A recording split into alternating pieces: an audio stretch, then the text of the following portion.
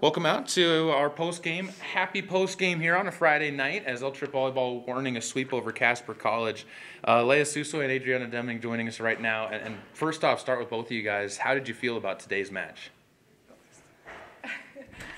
Honestly, I know we both walked into it like kind of nervous because, first time we played them, it didn't go our way.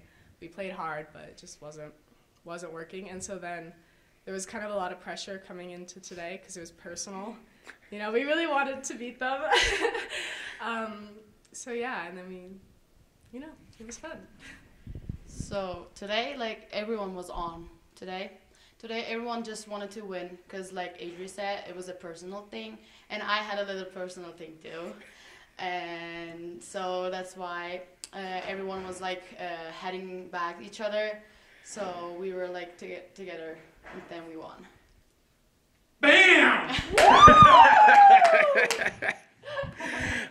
Talk a little bit, Lea, just about your start in that one. 6 kills in the first set, and you had, I think, 5 kills in the first 10 points in your first rotation. What was clicking for you? Actually, I started off because I was I had too much energy. I go to the sets too early, and I couldn't start like I wanted to. But then I was like, okay, calm down, you got this, and your teammate has your back. So then I got my confidence back, and then I was just no thinking. I just wanted to win this game. Your attacking, Adriana, was a bit more consistent, kind of level through it. But you've been kind of seeing more of that consistent play instead of having the big set and the offset. Has that been something that's building your confidence? Well, talking to Coach a lot, we've talked about our roles as players on the team. And a big part of it has been setting up your teammates for success. So lately I've been working on not necessarily getting the big flashy kill, but getting the other team out of system or getting a ball back for my team so that other people can then be successful. And working more as a team, as a unit. And so I get to watch Lea get the big flashy kills, but then I also get to know that I helped build up to that point.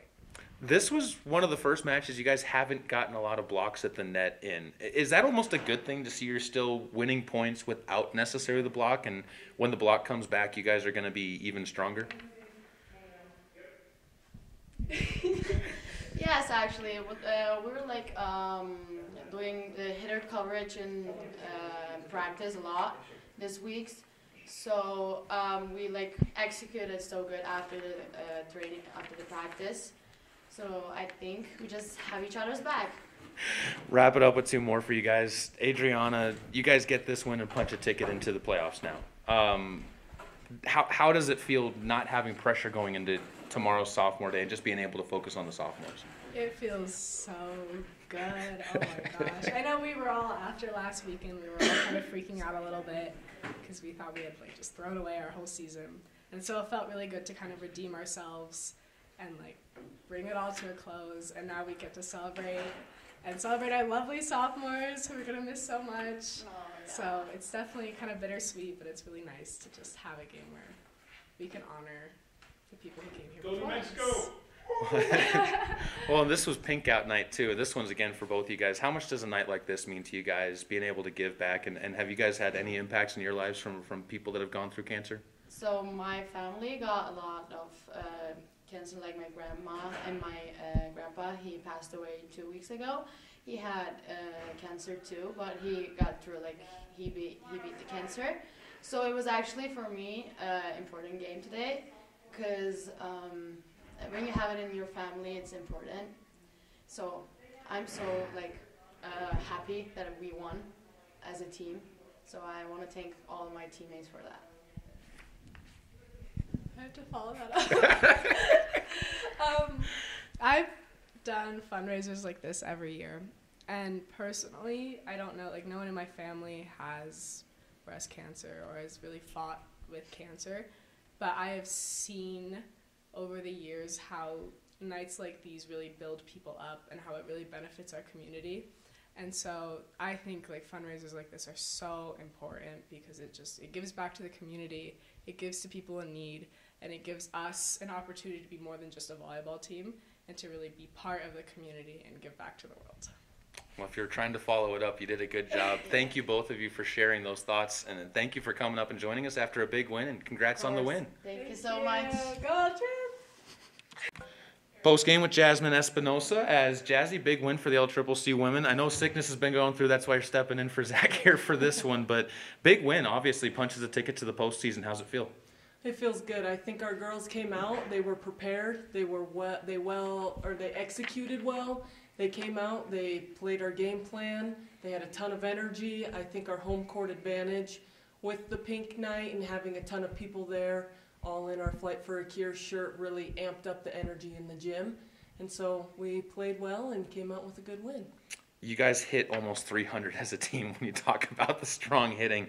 I think we've all gotten used to Aliciana hitting above 300, but to see Addison, to see Lea, to see Adriana all hitting above 200, that makes you guys just so dangerous.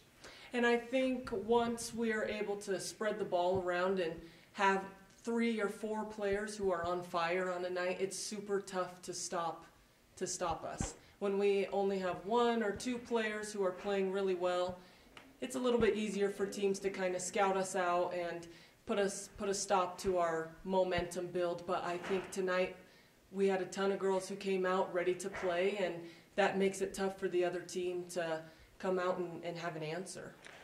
Talk a little bit, too, about you were a middle yourself, and you know how important blocking can be, but also in some games, you didn't get your first block point in this one until the 3rd set. Right. Is that, I asked the girls this, but I'll ask you the same thing, is that almost a good thing to give them that show of like, hey, even though we've been getting 6, 7, 8 points from blocks in matches previous, we don't have to rely on that, we're good enough without it? I think the blocking is a very intricate part of the game.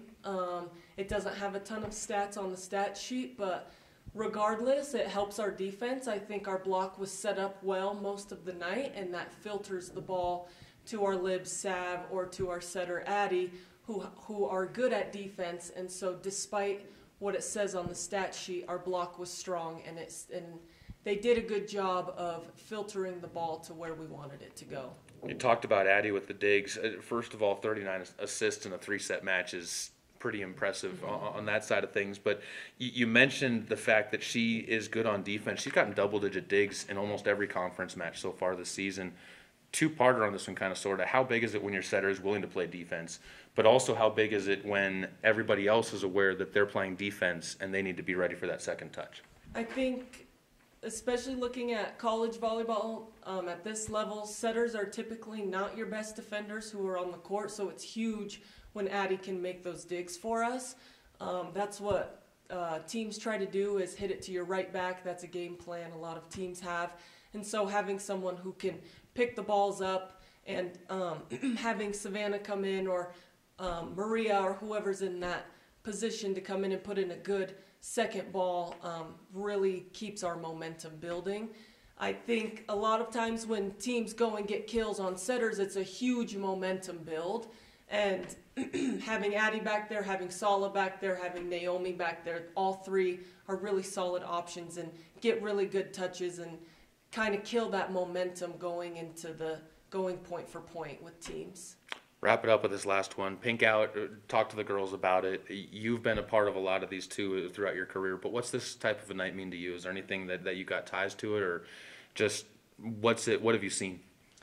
So last year was our first inaugural Flight for a Cure game, and we were kind of late to the game, I want to say, and trying to raise money and get sponsors and stuff. And so this year, after we took the tour of the Cancer Center in town, that really motivated me personally to want to raise more money and to try to get as much money as we possibly can to donate to the CRMC Center, especially going into the infusion center and going into the wig area. It's really heart-wrenching when you walk in, especially locally. It really made me open my eyes and realize, okay, this is a cause that we want to put our all in. And we're in a competition with Casper, and just like when we do anything else, we want to beat anybody that we're up against. And so I think combined with my grandma has had cancer. She's still battling cancer, and I haven't really been there to experience what it's like. And so when I really saw the tour and went in it really made me open my eyes and realize, okay, this is an issue, and this is we have a perfect opportunity to donate and to contribute to the cause. So. I know it's always big. One last follow-up on that, and that is, can people still participate in this if they get in touch with you guys? Absolutely. We will take donations up until probably December, I'm assuming, is when we'll really finalize it. Mid-November would be best.